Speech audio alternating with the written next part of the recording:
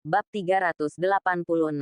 Utusan Turki datang berkunjung. Di mata Qin Feng yang terkejut, pemilik sosok cantik itu perlahan memalingkan wajahnya. Mata indahnya yang dingin dan menyendiri menatapnya dengan ringan.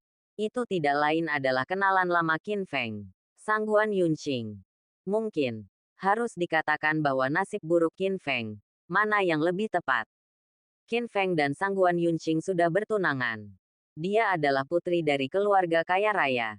Dia memiliki status terhormat dan bakat luar biasa. Dia adalah putri takdir yang layak. Dan dia juga wanita tercantik yang terkenal di ibu kota kekaisaran. Tapi dia meremehkan Qin Feng. Dan Qin Feng tidak senang dengan harga diri dan sikap dinginnya. Setelah beberapa kali saling tidak menyukai, mereka berpisah dan pertunangan dibatalkan. Tapi masalahnya adalah wanita ini sombong dan meremehkan pahlawan dunia. Tapi dia hanya tertarik dengan identitas lain Qin Feng, Tuan Muda Gerbang Naga. Dia menyatakan cintanya berkali-kali sebelumnya, tetapi ditolak oleh Qin Feng. Pada akhirnya, dia bahkan mendedikasikan tubuhnya untuk Tuan Muda Gerbang Naga, karena dia diracuni oleh Kaisar Jahat. Meskipun Qin Feng tidak tertarik pada wanita ini, dia sangat gila malam itu sehingga dia begitu gembira dengannya tulangnya patah. Saat dia melihatnya sekarang, dia memikirkannya lagi. Dan hatinya masih bergerak tak bisa dijelaskan. Dia hanya tidak tahu apa yang akan terjadi jika dia mengetahui bahwa orang yang dia korbankan hidupnya malam itu, Tuan Muda Longmen, sebenarnya adalah Qin Feng yang menyamar. Tapi malam ini, Qin Feng tidak pernah menyangka bahwa penolong sempurna yang dikatakan utusan kekaisaran di telepon adalah dia. Pada saat yang sama, Sangguan Yunqing juga menatap Qin Feng dengan acuh tak acuh. Kenapa? Bukan aku, Qin Feng. Kamu tahu, jika kamu tidak ikut campur, kali ini aku, Sangguan Yunqing, yang mewakili Daxia untuk berurusan dengan utusan Turki. Kata acuh tak acuh. Bahkan ada beberapa ketidakpuasan. Qin Feng memikirkannya dengan hati-hati. Dan tampaknya memang demikian. Siapa yang tidak tahu bahwa Sangguan Yunqing bukan hanya wanita tercantik di ibu kota kekaisaran. Tetapi dia secara fundamental berbeda dari vas-vas kosong dan indah itu. Dia masih wanita paling berbakat.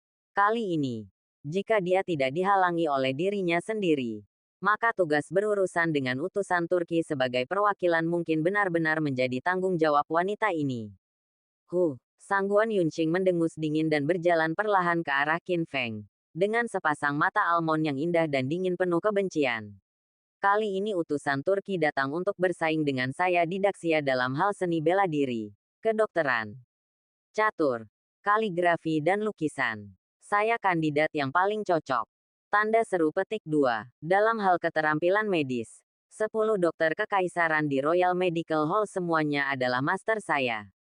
Dalam hal kultivasi, saya sekarang setengah langkah Wuhou. Dan saya hanya tinggal satu hambatan lagi untuk menjadi Wuhou yang sebenarnya Wuhou. Qin Feng, kamu, sekarang aku memang menjadi pusat perhatian. Dan dalam hal kekuatan serba, aku jauh di atasmu. Mengapa kamu mencuri kesempatan yang awalnya milikku ini? Petik 2. Petik 2. Si cantik ini bertanya pada Qin secara tatap muka. Feng terdiam. Dia memandang Sangguan Yunqing dan berbicara dengan tenang.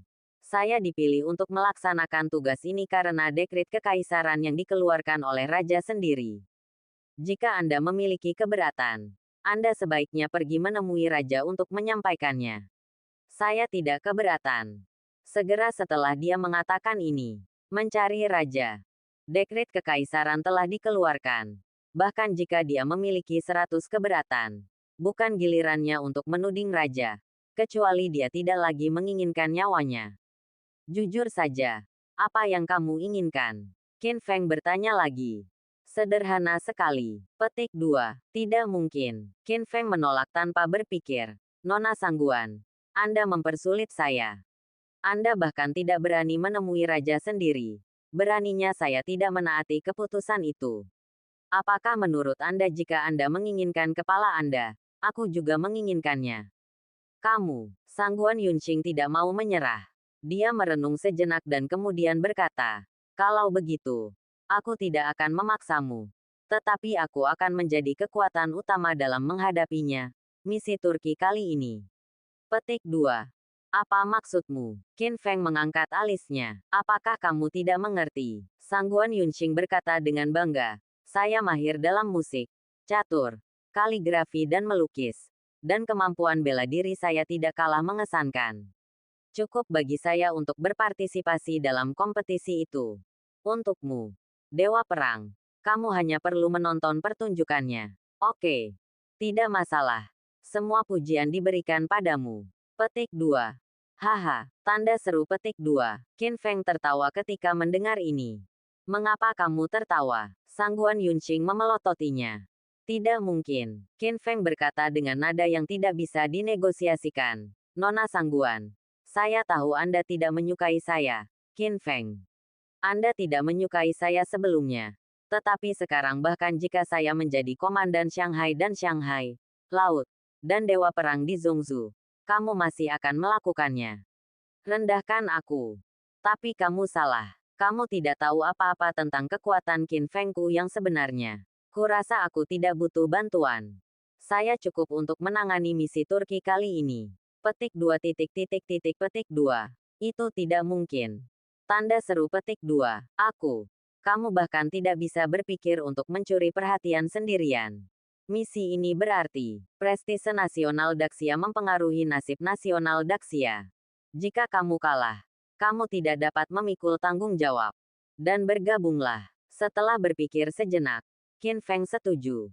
Oke, ayo kita lakukan seperti ini. Jika kita kalah, bukanlah hal yang buruk bagiku jika ada satu orang lagi yang bertanggung jawab. Petik 2. Selamat bekerja sama, tersenyum. Tapi dia hanya mendapat tatapan kosong dari Sangguan Yunqing. Mulut gagak. Setelah mengatakan ini, dia tidak pernah melihat ke arah Qin Feng lagi dan pergi dengan dingin. Melihat punggungnya, Qin Feng tersenyum. Meskipun dia sendiri yang sangat percaya diri dalam melawan misi Turki kali ini, jika dia tidak setuju dengan bergabungnya wanita ini, dia pasti tidak akan menyerah. Apalagi ia memang cukup mahir dalam catur, kaligrafi, dan melukis. Mungkin ini sebenarnya bisa membantu. Segera. 3 hari berlalu, dan utusan Turki secara resmi berkunjung. Tempat kompetisinya adalah Istana Tianyun. Tempat ini selalu menjadi Daxia, dan tempat diterimanya utusan asing yang berkunjung berkilauan dengan emas dan megah, sepenuhnya menampilkan keagungan Daxia. Tapi hari ini, tidak kurang dari 10.000 orang berkumpul di alun-alun di luar Istana Tianyun. Sejak 3 hari yang lalu, penduduk ibu kota kekaisaran telah mengetahui tentang kunjungan utusan Turki di pagi hari, berebut untuk mendapatkan tempat duduk yang baik. Selain rakyat jelata, banyak pejabat dari ibu kota kekaisaran, bahkan anggota keluarga kerajaan dan keluarga kerajaan yang hadir, berkumpul di alun-alun untuk berpartisipasi dalam acara akbar ini. Terlebih lagi, pertukaran ini terkait dengan kekuatan nasional kedua negara, dan semua orang sangat memperhatikannya. Utusan kerajaan Turki telah tiba. Tiba-tiba, teriakan keras datang dari luar Istana Tianyun. Hoa, hoa, hoa. Dalam sekejap, semua penonton melihat ke arah gerbang kota dengan antisipasi. Bab 387. Etiket Turki yang luar biasa. Ini Daxia. Di bawah sorotan. Deng deng deng deng deng. Formasi besar misi Turki secara resmi masuk melalui gerbang kota. Itu adalah tim besar yang terdiri dari 3.000 orang. Kavaleri lapis baja emas kerajaan Turki yang terkenal. Dengan tentara dan kuda yang kuat. Seperti serigala dan harimau. Begitu dia muncul di atas panggung, dia membawa serta aura dingin seorang pejuang dari padang rumput yang jauh. Melihat kavaleri lapis baja emas ini, orang-orang di Gritsia yang hadir merasa kagum. Dan semua orang takut dengan niat membunuh mereka. Mereka layak menjadi pahlawan yang menyatukan padang rumput. Dengan semangat dan semangat membunuh yang begitu besar. Jika kita mengesampingkan pertempuran resimen dan bertarung secara individu, saya khawatir tidak ada resimen di Daxia yang bisa menandingi orang-orang padang rumput ini, yang tumbuh besar dengan makan daging sapi dan kambing. Semuanya gemuk dan besar. Fisik mereka memiliki kelebihan besar. Lihat. Pangeran Turki datang. Seseorang berteriak. Mendengar suaranya, semua orang langsung melihat sekeliling. Di bawah pengawalan berat kavaleri lapis baja emas, lebih dari selusin kuda berdarah keringat bekerja sama untuk menarik kereta mewah bertatahkan emas dan perak. Di atas kereta, duduk seorang pemuda berpakaian mewah. Pemuda itu berpakaian mewah, dengan pedang perak tergantung di pinggangnya, dan jubah kulit serigala yang mempesona menutupi bahunya. Matanya liar, dan dia sangat sombong.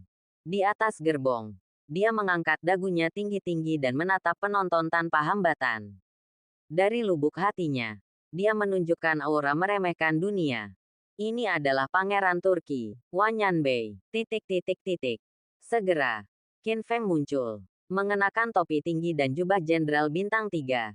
Dia memiliki tatapan membara dan momentum seperti naga.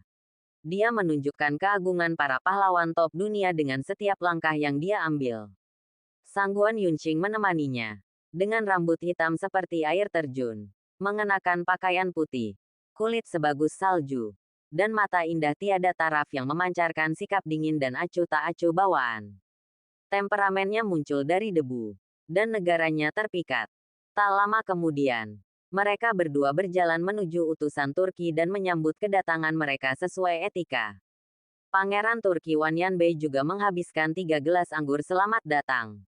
Namun tiba-tiba, saat Wanyanbei melihat Sangguan Yunqing di samping Qin Feng, cahaya yang sangat menakjubkan tiba-tiba muncul di matanya. Dia hanya menatap lurus ke arahnya. Hampir tidak bisa memalingkan muka.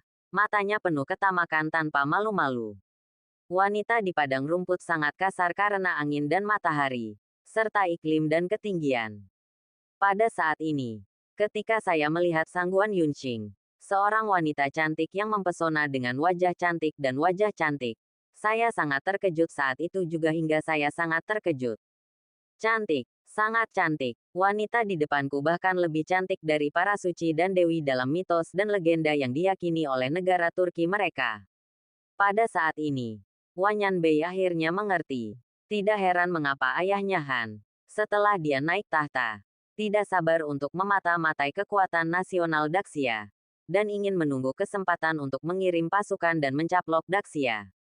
Tanah yang begitu kaya dipenuhi dengan harta emas di mana-mana. Apalagi para wanita di sini seru banget. Halo, Pangeran Wanyan. Selamat datang semuanya. Kali ini, menurut etiket, Sangguan Yunqing mengulurkan tangan putih gioknya ke Wanyanbei.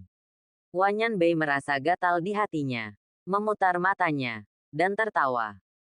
Dia menatap Sangguan Yunqing dengan air liur. Nona Sangguan, di negara Turki kita, etiket saat bertemu adalah tidak berjabat tangan.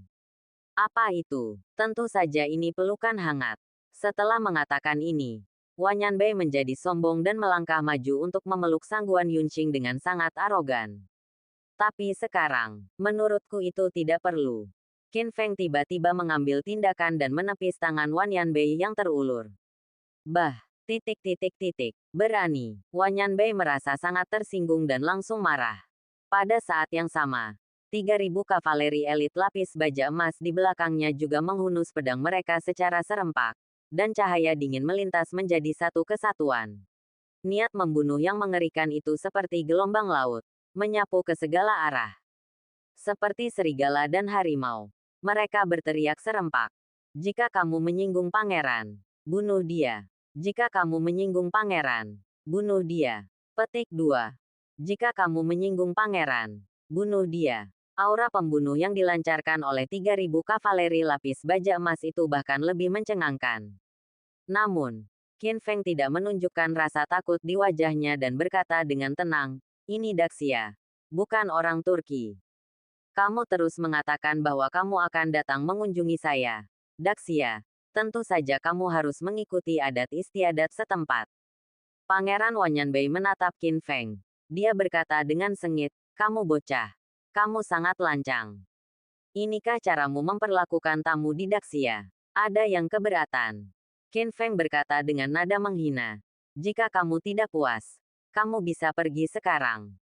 Dia menatap Qin Feng, berharap dia bisa mencabik-cabik bocah sombong dan kasar ini. Tapi, Pastor Han mendapat perintah. Dia memimpin delegasi mengunjungi Daxia kali ini. Di permukaan, itu untuk pertukaran budaya dan diskusi persahabatan. Namun nyatanya, itu untuk memata-matai kekuatan nasional Daxia. Pada saat yang sama, ribuan mil jauhnya, jutaan tentara negara Turki telah berkumpul. Mau menyerang atau tidak, kita tunggu kabar tentang dia, Pangeran. Sudahlah, jangan merusak hal besar. Nak, tolong ingat ini. Wajah Wanyan Bei tidak yakin, tapi dia tidak berani melakukan hal buruk. Jadi dia hanya bisa menahan amarahnya. Namun, dia mengingat momen ini dan menunggu kesempatan untuk membalas dendam. Segera, di bawah kepemimpinan petugas etiket, Wanyan Bei, dengan wajah gelap, memimpin utusannya ke meja VIP untuk duduk. Pada saat ini, Sangguan Yunqing memandang Qin Feng dengan mata yang rumit, dan akhirnya mau tidak mau bertanya. Qin Feng, kenapa kamu menghentikan Wanyan Bei sekarang? Dia tidak bisa memahaminya. Tidak ada, Qin Feng menjawab dengan tenang. Saya hanya melihat dia tidak bahagia. Itu saja. Apa masalahnya? Benarkah? Sangguan Yunqing tidak mempercayainya. Mengangkat alisnya sedikit. Dan melanjutkan, tidak mungkinkah? Apakah kamu masih mencintaiku? Haha, Qin Feng tertawa dan berkata sambil bercanda. Nona Sangguan, Anda merasa terlalu baik tentang diri Anda sendiri. Bukan. Sekarang saya adalah dewa perang di Zhongzhou. Dengan kekuatan besar. Wanita seperti apa yang saya inginkan. Dibandingkan denganmu. Oke. Ada banyak. Mengapa aku harus terikat padanya? Setelah mengatakan itu, Qin Feng berjalan pergi dengan tangan di belakang punggungnya. Meninggalkan Sangguan Yunqing sendirian dan merasa tertekan. Pria ini. Dia sebenarnya membandingkannya dengan wanita biasa di dunia. Vulgar dan vulgar. Mulut orang ini sangat beracun. Kalau dipikir-pikir, tuan muda Longmen sialan itu tidak menganggapnya serius. Jadi itu saja. Tapi sekarang, bahkan Qin Feng, yang pernah diperlakukan bodoh olehnya dan ditinggalkan seperti sepatu, berani memperlakukannya seperti ini. Ini sungguh tidak masuk akal. Pada saat yang sama, Sangguan Yunqing juga diam-diam bersumpah di dalam hatinya bahwa kali ini dia akan menggunakan seluruh senjatanya untuk menangani misi Turki. Tidak peduli apa, saya harus membandingkannya dengan orang ini Qin Feng. Jangan berebut roti kukus, berebut nafas. Bab 388, Suara Alam. Kali ini, di permukaan, utusan negara Turki datang untuk melakukan pertukaran budaya yang bersahabat dengan Daxia. Namun nyatanya, mereka datang untuk memata-matai kekuatan nasional Daxia. Mereka semua mempunyai niat jahat dan ambisius. Dan orang-orang di utusan ini semuanya ahli dan berbakat di berbagai bidang di negara Turki. Untuk kompetisi ini, mereka pasti menang dan pasti menang. Selanjutnya, soal tes diselesaikan. Mari kita mulai dengan kompetisi sastra yang terdiri dari 5 kategori, piano, catur, kaligrafi, lukisan, dan kedokteran. Dan proyek pertama adalah Qin. Tendang. Segera, seorang pria keluar dari utusan negara Turki. Dia adalah seorang lelaki tua, mengenakan jubah abu-abu, dengan janggut putih dan rambut putih. Setiap gerak tubuh dan gerak tubuh memancarkan kemurahan hati dan sikap yang tidak dapat ditandingi oleh orang biasa. Di saat yang sama, seseorang di Daxia segera mengenali identitasnya dan langsung berseru. Ya Tuhan, Chen Zongyuan, Tuan Chen, bukankah dia orang suci Qin dari Daxia kita? Jelas dia berasal dari Daxia. Mengapa dia muncul dalam misi kerajaan Turki? Pada saat ini, bahkan Qin Feng mengerutkan kening. Hatinya tenggelam. Dan dia mendapat firasat buruk. Hahaha, Pangeran Wanyan Bei dari Turki segera berdiri dan berkata dengan lantang dan bangga, benar. Chen Zongyuan ini memang pernah menjadi Siakin Seng Agungmu. Fuxi Qin, diberikan kepadanya. Petik 2, dia tidak bisa menahan godaan. Jadi dia menerima Fuxi Qin. Pada saat yang sama, dia juga menyetujui syarat kita, untuk mengabdi pada negara Turki kita. Sangat bangga, lagi pula. Hanya dengan hadiah kecil. Chen Zongyuan, yang awalnya adalah Qin Sage dari Daxia, disuap dan dimenangkan. Ini adalah kesempatan bagus untuk menamparkan wajah Daxia. Dia sangat ingin mempublikasikannya. Jadi begitu. Setelah mendengar kata-kata Wan Yanbei, semua orang di Daxia di alun-alun menjadi marah. Sialan, kamu adalah pengkhianat yang melupakan leluhurnya. Ah, sungguh orang suci harpa. Kamu sungguh lemah. Aku menyuapmu dengan sedikit keuntungan.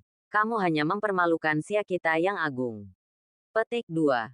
Petik 2 titik titik titik titik titik titik petik 2. Di bawah kegembiraan penonton, kutukan muncul di antara penonton. Tapi Qin Sheng tidak tergerak. Dia menatap penonton dengan sepasang mata tua dan berkata dengan tenang, saya telah berlatih Qindao sepanjang hidup saya. Meskipun saya telah mencapai beberapa prestasi, jalan saya masih panjang sebelum menjadi seorang suci.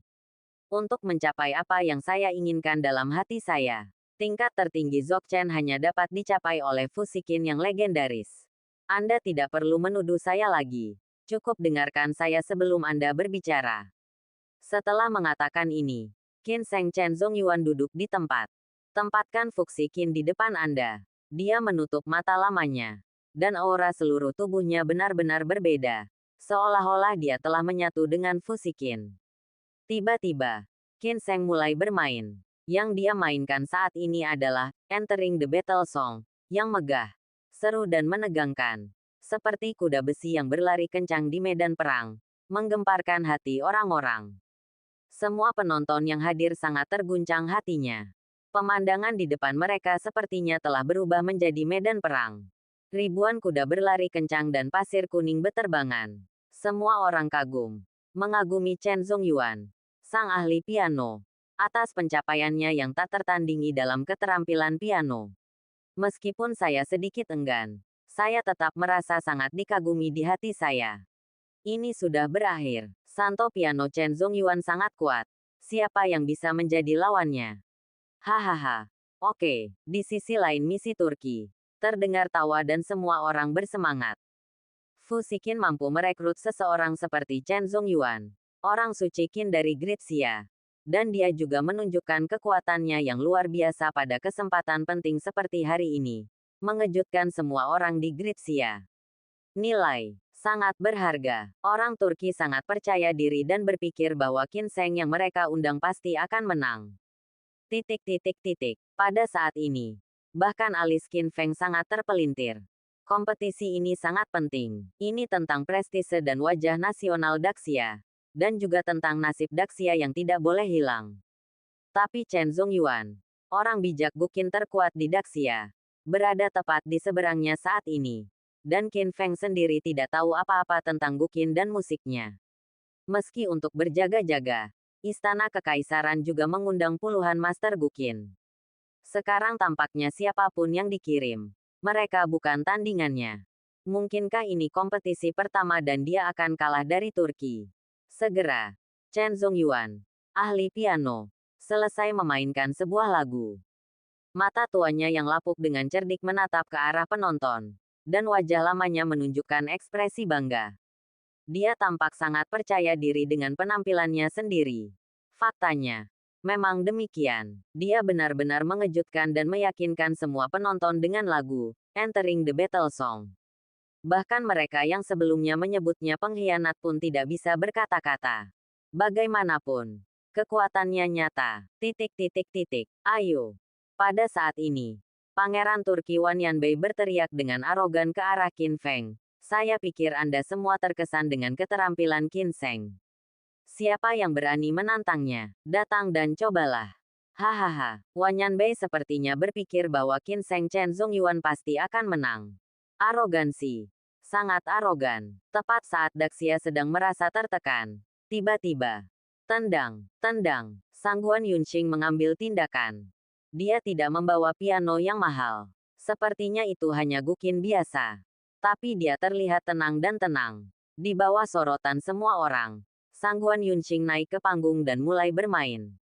Dibandingkan dengan Enter the Eye, yang menggetarkan jiwa dan agung yang dimainkan oleh ahli piano Chen Zongyuan, Sang Guan Yunxing memainkan Phoenix Shaking the Phoenix. Seperti jari giok yang gemuk, senar piano yang sembrono, Seperti peri dari 9 surga, bertahan di dunia. Musiknya elegan dan halus. Pada saat ini, semua orang mau tidak mau tenggelam dalam musik yang indah dan mengharukan. Seolah-olah tubuh dan jiwa mereka menjadi rileks dan bahagia. Namun yang lebih menakjubkan lagi adalah saat musik bergerak melayang di kejauhan.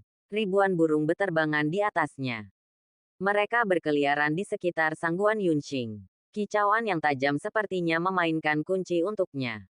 Gunung-gunung tinggi dan air mengalir. Suara yang tersisa tetap ada. Wow, adegan ini mengejutkan seluruh penonton. Setelah Sangguan Yunqing memainkan nada terakhir, seluruh lapangan menjadi heboh. Semua orang sangat bersemangat. Pada saat yang sama, Qin Sheng Chen Zong Yuan juga duduk dengan kaget. Wajah lamanya penuh dengan keterkejutan yang mendalam. Dia melihat ke arah Sangguan Yunqing di seberangnya dan menangis. Ya Tuhan, lagu ini seharusnya hanya ada di surga, dan jarang terdengar di dunia. Ini adalah kondisi tertinggi dari integrasi sempurna antara musik dan alam yang telah saya kejar sepanjang hidup saya. Saya tidak menyangka bahwa di dunia ini, adakah orang yang benar-benar dapat mencapai ini, dan dia masih seorang gadis muda. Saya sangat malu. Setelah mengatakan ini, Chen Zongyuan sangat marah terstimulasi. Dan di hadapan orang banyak, dia mengangkat fusikin yang berharga dan menjatuhkannya ke tanah di dekat kakinya. Bang, di bawah tatapan semua orang yang tidak bisa dipercaya, fusikin hancur di tempat. Bab 389. Pemain hantu di dunia catur. Adegan Chen Zongyuan yang melemparkan fusikin dengan marah mengejutkan semua penonton. Ini adalah Guqin yang legendaris. Di dunia ini, tidak ada harpa lain yang bisa melampauinya. Ini adalah harta karun yang tak tertandingi. Dan Qin Sheng Chen Zongyuan ini, untuk mendapatkannya, bahkan berdiri di sisi kerajaan Turki untuk menghadapi Daxia pada kesempatan penting hari ini. Dia tidak peduli dengan semua pelecehan itu. Namun kini, setelah mendengarkan musik Sangguan Yunqing, ia justru melemparkan fusikin favoritnya. Seberapa terstimulasinya hal ini? Segera setelah itu, di bawah sorotan semua orang, Chen Zongyuan memandang Sangguan Yunqing dengan air mata berlinang, dan mengucapkan kata-kata mengejutkan lainnya. Nak, kamu sudah sangat tua, tetapi kamu telah mencapai harmoni sempurna antara musik dan alam. Dia adalah di level tertinggi dan bakatnya tak tertandingi di dunia. Bahkan aku merasa lebih rendah darimu. Aku kalah. Kamu adalah Qin Sheng. Begitu kata-kata ini keluar, seluruh penonton menjadi gempar. Beri jalan. Chen Zongyuan justru menyerah atas inisiatifnya sendiri. Tak hanya itu, ia juga menyerahkan posisinya sebagai Qin Sheng kepada Sangguan Yunqing. Jika begini, mulai sekarang, Sangguan Yunqing akan menjadi santo piano baru di Daxia. Sangguan Yunqing memandang Chen Zongyuan dengan acuh tak acuh. Meskipun dia telah menyerahkan gelar Qin Sheng oleh pihak lain, masih belum banyak kegembiraan di wajahnya yang dingin dan murni. Dia hanya mengangguk sedikit pada Chen Zongyuan dan sedikit mengangguk. Janji, masih senyap air, tidak rendah hati dan tidak sombong. Temperamen yang ringan dan lapang ini sungguh mengagumkan. Alasannya mungkin karena dalam pandangannya yang bangga, keterampilan pianonya telah lama menjadi yang terbaik di dunia. Dan dia telah menjadi orang suci piano. Oleh karena itu, tidak perlu ada judul palsu. Untuk sesaat, seluruh kota mendidih. Ribuan penonton berdiri dan bersorak untuk Sangguan Yunqing. Emosi mereka sangat menyenangkan. Oke, seperti yang diharapkan dari Sangguan Yunqing. Bagus sekali. Kecantikan nomor 1 kami. Petik 2. Putri Surga. Kamu adalah kebanggaan ibu kota kekaisaran. Ada sedikit kejutan di mata mereka. Meski tak paham musik. Namun lagu, Phoenix Shaking Phoenix, yang baru saja dibawakan wanita ini seolah merasuk ke dalam lubuk jiwanya. Membuat jantungnya berdebar-debar tak bisa dijelaskan. Apalagi di puncak terakhir. Alunan musik piano yang indah justru menarik perhatian burung-burung putih untuk datang ke istana. Pemandangannya begitu indah. Seindah Dewi Lingchen. Pada saat itu, tanpa disadari dia tertegun. Penjahat. Mengesampingkan hubungan buruk sebelumnya antara keduanya. Sangguan Yunqing. Wanita ini memang bisa disebut sebagai penjahat yang tak tertandingi. Meski berjenis kelamin perempuan, namun prestasinya dalam berbagai aspek tak kalah dengan laki-laki. Lebih buruk lagi, keunggulannya ibarat anugerah rahmat dari langit, selalu mampu bersinar terang. Di tengah gelombang sorak-sorai dan pujian dari segala arah, Sangguan Yunqing kembali menatap Qin Feng dengan matanya yang indah. Ketika dia melihat Qin Feng, matanya tertegun, dan dia menatap kosong pada dirinya sendiri. Bibir merah halusnya sedikit terangkat, dengan rasa yang provokatif. Di saat yang sama, ada sedikit rasa bangga yang tidak terselubung. Ketika dia bertemu dengan tatapan wanita itu, Qin Feng kembali sadar.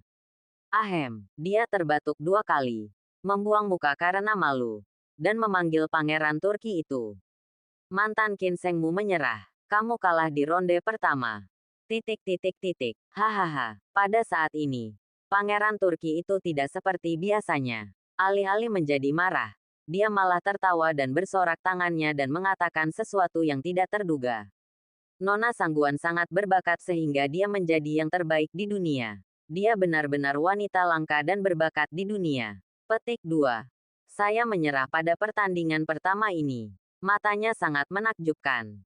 Jika dia bisa mendapatkan wanita seperti itu, dia akan sangat diberkati. Dia siap untuk bergerak. Kompetisi pertama akhirnya berakhir dalam suasana hangat. Selanjutnya, mari kita uji game kedua. Keterampilan catur.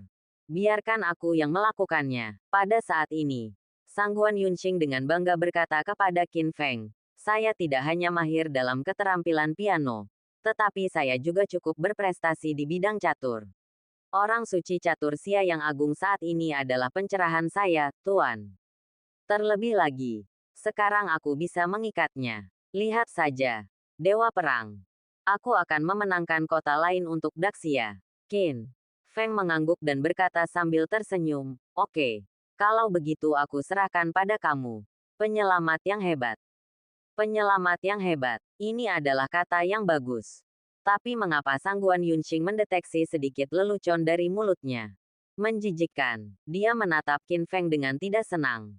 Kebencian yang samar itu juga penuh pesona. Pada saat yang sama, Turki juga mengirimkan seorang master catur untuk bertarung. Dia adalah seorang lelaki tua, dengan penampilan jelek dan wajah penuh kebencian. Meskipun dia seorang pemain catur, dia memancarkan aura pembunuh yang sebanding dengan seorang jenderal seni bela diri. Momentum ganas itu sungguh mengintimidasi. Yang mencolok adalah lengan tangan kirinya kosong sehingga membuatnya tampak seperti pria berlengan satu. Hei, gadis. Pada saat ini, lelaki tua itu menatap ke arah Sangguan Yunqing dan tiba-tiba menunjukkan cibiran jahat. Baru saja, ku dengar kamu adalah murid dari Ches Sein. Tentu saja, haha. Senyuman lelaki tua itu menjadi semakin liar, dan matanya yang menatapnya penuh dengan agresi. Kalau begitu, tahukah kamu siapa aku? Ngomong-ngomong, kita punya koneksi yang bagus. Sangguan Yunqing bingung. Gui Shou mencibir. Dengar, saya adalah kakak laki-laki dari master catur Anda, Seng Tian Banzi, Gui Shou. Petik 2. Apa? Sangguan Yunqing terkejut saat mendengar nama ini. Tangan hantu. Dia telah mendengar master caturnya berbicara tentang orang ini. Tangan hantu ini berasal dari sekte yang sama dengan gurunya, Master Catur. Namun, sebelum guru mereka meninggal, mereka meneruskan catatan catur kuno, harta paling penting dari sekte tersebut, kepada Master Catur, alih-alih memberikannya kepada hantu, yang siapa adalah tangan kakak laki-laki mereka. Karena itu, Gui Shou menyimpan dendam dan menyalakan api di malam hari. Berniat membakar tuannya sampai mati dan mengambil catatan catur kuno. Alhasil, sang master catur membela diri, dan tidak hanya tidak terbakar sampai mati, ia juga bertarung dengan tangan hantu tersebut dan akhirnya memotong salah satu tangannya. Sejak itu, tangan hantu menghilang di Daxia dan tidak pernah muncul lagi. Tanpa diduga, dia benar-benar melarikan diri ke Turki, dan hari ini dia muncul di medan perang melawan Daxia. Seolah-olah takdir, dia menghadapinya. Murid dari Master Catur. Jadi apa? Setelah sadar kembali, Sangguan Yunqing berkata dengan tenang, guru memang memberitahumu hal itu. Tetapi dalam hal keterampilan catur, kamu masih jauh lebih rendah dari tuanku. Dan kamu berani menyebut dirimu sendiri, putra tiri Sengtian, yang sedikit gila sekali. Hahaha, Guizhou tertawa liar dan segera menunjukkan ekspresi berbahaya. Nak, kamu tidak bersuara lembut. Tapi kamu salah. Sekarang, kemampuan caturku telah mencapai puncaknya melalui kerja keras. Bahkan jika tuanmu datang, kamu tidak akan lagi menjadi lawanku. Babak 390. Sangguan Yunqing dikalahkan. Berhenti bicara omong kosong, Sangguan. Yunqing berkata dengan tenang. Karena kamu benar-benar kuat. Izinkan saya menunjukkan kepadamu yang sebenarnya. Bayi kecil. Aku akan membuatmu kalah total. Tapi jangan menangis. Sebentar lagi, permainan dimulai. Dalam game ini, Sangguan Yunqing memimpin dengan Baizi. Semua orang di seluruh ibu kota kekaisaran tahu bahwa dia adalah gadis langka dan cantik dari surga. Dia tidak hanya memiliki keterampilan medis yang sangat baik, tetapi juga memiliki keterampilan seni bela diri yang luar biasa. Dia bahkan memiliki seorang master yang merupakan master catur kontemporer di Daxia. Majikannya, sang master catur, pernah melakukan perjalanan jauh melintasi lautan menuju Jepang, menantang para master Go Jepang, dan bahkan melakukan pertarungan 10 ronde, yang sangat sengit dengan berbagai pemain nasional Jepang seluruh permainan catur Jepang. Dia adalah sosok yang legendaris. Setelah Sangguan Yunqing menjadi murid sang master catur, ia hanya memberikan sedikit perhatian. Bahkan sesekali pergi belajar dan bermain beberapa permainan dengan sang master catur di akhir pekan, dan mempelajari semua keterampilan sang master catur. Sekarang, dia bahkan bisa bersaing dengan masternya, master catur, setara atau bahkan seri. Oleh karena itu, Sangguan Yunqing sangat percaya diri bermain melawan tangan hantu ini saat ini. Di luar dugaan, tangan hantu, Sengtian Banzi, justru menunjukkan gaya catur yang menakjubkan. Metodenya aneh dan tidak terduga, tetapi dia berusaha lebih keras di setiap langkahnya. Papan catur sepertinya telah berubah menjadi medan pertempuran. Bidak hitam itu seperti ribuan pasukan, mengelilingi bidak putih Sangguan Yunqing, membunuh mereka dengan tergesa-gesa. Situasinya menjadi semakin jelas. Sangguan Yunqing sepertinya bukan tandingannya. Dia sedang dalam pertarungan yang sulit. Hehe, Guizhou menatap Sangguan Yunqing di seberangnya dengan cibiran berbahaya. Bayi kecil. Gaya caturmu persis sama dengan master caturmu. Rasanya aku sedang dalam pertarungan yang menentukan dengan tuanmu. Untuk mengatakan, kamu sangat berbakat dalam belajar. Sayang sekali saya telah bertarung dengan guru Anda selama separuh hidup saya, terutama selama tahun-tahun ketika saya meninggalkan Daxia dan tinggal di Turki. Saya telah mempelajari metode guru Anda sepenuhnya, hanya demi balas dendam suatu hari nanti. Tidaklah berlebihan untuk mengatakan bahwa lusinan gerakan berikutnya yang kamu rencanakan dalam pikiranmu semuanya berada di bawah kendaliku. Akui kekalahan. Hahaha. Petik 2. Menghadapi provokasi tangan hantu, Sangguan Yunqing kian alisnya berkerut. Menatap situasi berbahaya bidak putih di papan catur, tanpa mengucapkan sepatah kata pun. Tapi dia juga menyadari ada sesuatu yang salah. Kecepatan gerakannya menjadi semakin lambat, dan dia menjadi semakin ragu-ragu. Bahkan jarak antar gerakannya menjadi semakin lama. Setiap langkah yang dia ambil sangatlah sulit. Bahkan ada bercak keringat harum di kening mulusnya. Akhirnya, setelah Sangguan Yunqing berpikir keras untuk waktu yang lama, dia meletakkan bidak putih di tangannya dan berkata dengan ekspresi rumit di wajahnya, saya kalah dalam babak ini. Imperial Capital di auditorium alun-alun juga merasa sedih, seolah-olah mereka telah menerima pukulan hebat. Situasi saat ini adalah satu kemenangan dan satu kekalahan. Jika momentum ini terus berlanjut, pada akhirnya, sangat sulit untuk mengatakannya. Kali ini Turki memang sudah mempersiapkan diri dengan baik dan tidak mudah untuk dihadapi. Di sisi lain, ada sorakan gembira dari misi Turki. Orang-orang itu sombong dan sombong. Disebut sombong. Dan tangan hantu yang mendapatkan kembali kota untuk misi Turki juga sangat arogan. Hahaha, dia tertawa terbahak-bahak dan langsung berkata dengan bangga, bayi kecil, Kamu masih muda untuk bertarung dengan tangan hantuku. Kembalilah dan beritahu tuanmu, Tuan Catur, bahwa tangan hantuku akan segera kembali. Jika waktunya tiba, aku akan mengambil kembali semua yang telah hilang dan menyapu Daxia. Tidak ada yang bisa menghentikanku. Begitu Guizhou selesai berbicara, suara bercanda tiba-tiba terdengar di lapangan. Petik 2. Guizhou. Beraninya kamu mencoba menyapu Daxia dengan cara jahat kucing berkaki tigamu. Menurutku kamu hanya bermimpi. Siapa? Guizhou tertegun sejenak, dan kemudian menjadi marah. Siapa yang bicara? Keluar dari sini. Petik 2. Tendang. Qin Feng mengangkat kepalanya tinggi-tinggi, maju selangkah, dan berdiri seperti naga. Dia menatap Guizhou dan berkata dengan bangga, "Aku mengatakannya." Bocah nakal. Guizhou menatap Qin Feng dengan mata muram dan mengertakkan gigi. Semua orang telah melihat kekuatanku. Bahkan kemampuan ini gadis yang terikat dengan catur tuan bukanlah lawanku, yang bisa menghentikanku. Petik 2. Qin Feng mencibir. Sudah kubilang. Aku adalah pemimpin pertarungan catur ini. Sang Guan King. Dia hanya wakil Qin Fengku. Tanda seru. Mendengar ini, Sang Guan Yunxing sangat marah. Dia kalah dalam permainan catur dan suasana hatinya sudah buruk. Tetapi dia tidak menyangka bahwa anak ini Qin Feng akan melompat keluar dan berbicara omong kosong.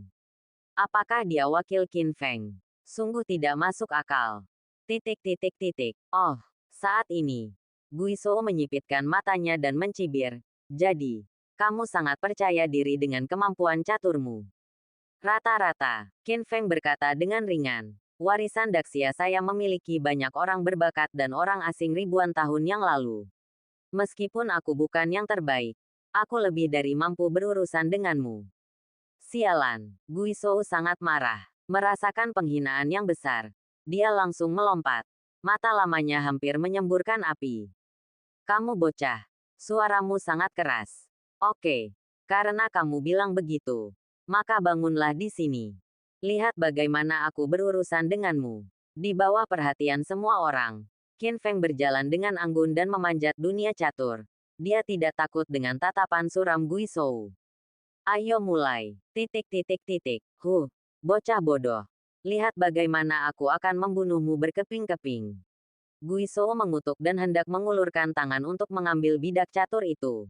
Tunggu. Tanpa diduga, Qin Feng menghentikannya, dan kemudian mengucapkan kalimat yang mengejutkan di depan semua orang. Saya pikir tidak perlu memulai permainan lagi. Ayo gunakan permainan ini. Yang lebih mengejutkan lagi, setelah mengatakan ini, Qin Feng mengeluarkan sepotong kain hitam dan langsung menutup matanya. Tindakannya langsung membuat seluruh penonton meledak. Semua orang kaget. Apa maksudnya? Mungkinkah dia tidak berencana untuk memulai kembali permainan, tetapi ingin menggunakan permainan yang dikalahkan oleh Sang Guan Yunxing untuk melanjutkan dengan Guizhou, dan bahkan ingin menang? Apakah kamu bercanda? Dalam game ini situasinya sangat jelas. Sebagian besar baizi milik Sang Guan Yunxing telah dimakan, dan sisa prajurit tua, lemah, dan cacat, juga dikelilingi oleh tatapan mata Heizi yang bersemangat. Pada titik ini, pemenang dapat ditentukan. Tidak ada gunanya melanjutkan. Tidak ada peluang untuk menang. Dalam situasi seperti ini, meskipun Raja Surga datang, tidak ada peluang untuk kembali. Yang lebih mengejutkan lagi adalah Qin Feng benar-benar menutup matanya saat dia berbicara. Langkahnya jelas bermain catur buta.